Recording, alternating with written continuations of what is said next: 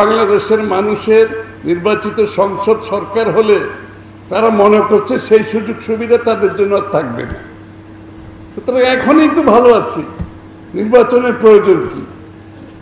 আরেকটা গ্রুপ আছে, তারা প্রেশার গ্রুপ, একটা ওরা বিগ পুশের কথা বলে, প্রেশার গ্রুপ। তো যারা প্রেশার গ্রুপ তারা দয়া করে প্রেশার গ্রুপ হিসেবে থাকেন। রাজনীতিতে আসছেন কেন? রাজনীতিক দল গঠন করছেন কেন? প্রেশার গ্রুপের তো দরকার আছে, আমরা জানি, খুবই দরকার। গণতন্ত্রের জন্য প্রেশার গ্রুপের দায়িত্ব অনেক বড়। তো প্রেশার গ্রুপ হিসেবে থাকেন। আপনারা রাজনৈতিক দল গঠন করেও প্রেশার গ্রুপের ভূমিকা পালন করবেন আর নির্বাচনকে বাধাগ্রস্ত করবেন, গণতন্ত্রের অর্ডারকে ফিরিয়ে যাওয়াকে বাধা সৃষ্টি করবেন, সেটা তো গ্রহণযোগ্য হতে পারে না। তাই বাংলাদেশের কি সংস্কার হবে, বাংলাদেশের যে সনদের কথা আমরা বলছি এটা কি হবে, এইটা গণতান্ত্রিক মন মানসিকতায় যদি আমাকে বলতে হয়, ঐক্যমতের বাইরে যাওয়ার কোনো সুযোগ আছে? কোনো সুযোগ নেই। এই কথাটা কি যারা বলছে তারা কি বুঝে না? আপনারা মনে করছেন তারা জানে, বুঝে শুনে ওই ঐক্যমতের কথা বলেও কিন্তু ঐক্যমতে যাচ্ছে না। আমার মত প্রতিষ্ঠিত করতে হবে, বলছে ঐক্যমতের কথা, কিন্তু প্রতিষ্ঠিত করতে চায় আমার মত প্রতিষ্ঠিত হতে হবে। তাহলে আমার মত প্রতিষ্ঠিত করতে গেলে ঐক্যমতের তো হবে না। আর গণতন্ত্র ঐক্যমত হতে হবে, নাহলে বাংলাদেশের মানুষের সিদ্ধান্তে দেশ পরিবর্তন হবে, এর বাইরে যাওয়ার কোনো সুযোগ নাই। কিন্তু যারা জেনে শুনে তাদের কথাগুলো না হলে বলে যে মৌলিক পরিবর্তন করে, মৌলিক পরিবর্তন আপনার জন্য যেটা আরেকটা দলের জন্য সেটা নাও তো হতে পারে, আবার আরেকটা দলের মৌলিক পরিবর্তন যেটা আপনার জন্য নাও তো হতে পারে। এটা আর কিছু নয়। উদ্দেশ্য একটা, বাংলাদেশের নির্বাচন হতে দেওয়া যাবে না। যত দেরি করা যাবে তত সুবিধা। কিন্তু তাদের তো সুবিধা, বাংলাদেশের জনগণের তো সুবিধা না। এক একটা দিন যাচ্ছে নির্বাচনবিহীন অনির্বাচিত সরকার, অগণতান্ত্রিক পরিবেশে বাংলাদেশ কাটাতে হচ্ছে প্রত্যেকটা দিন। যেই দেশে একটা অগণতান্ত্রিক ভাবে অনির্বাচিত জনগণের কাছে দায়বদ্ধ জবাবদিহিমূলক সরকার গঠন না হবে, প্রত্যেকটা দিন এইভাবে যদি অতিবাহিত হতে থাকে, সংকট কঠিন থেকে কঠিনতর হতে হবে। আপনি দেখবেন সংকট কিভাবে বাড়বে।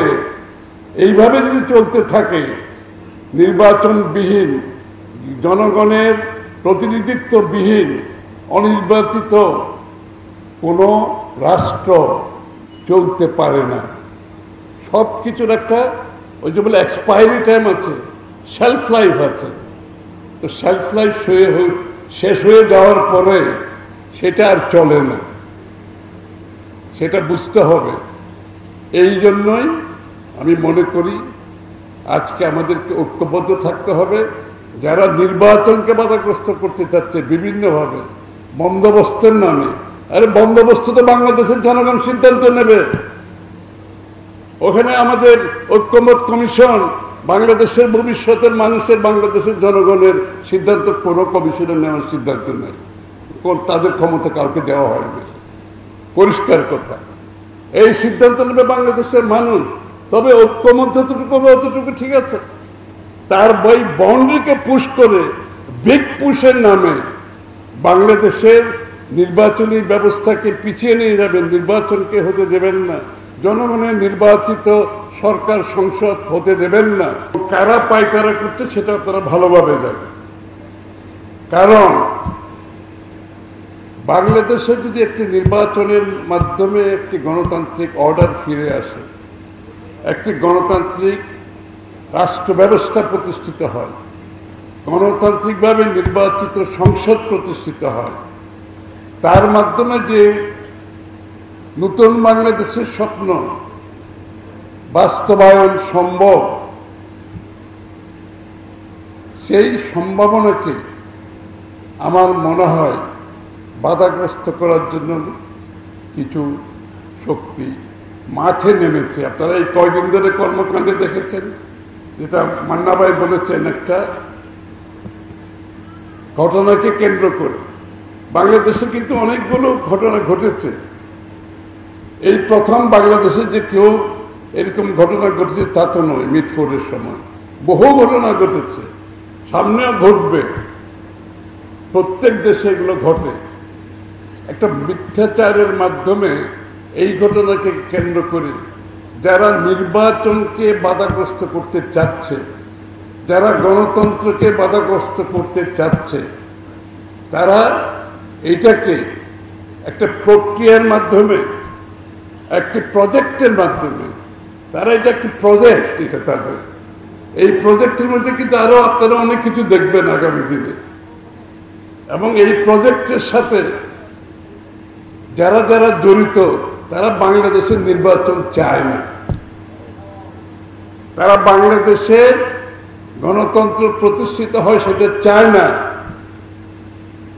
এখন তো ভালো আছি, গণতন্ত্রের দরকার নেই, ভালো আছি না এখন আমরা, কিছু কিছু লোক তো এখন অনেক ভালো আছে।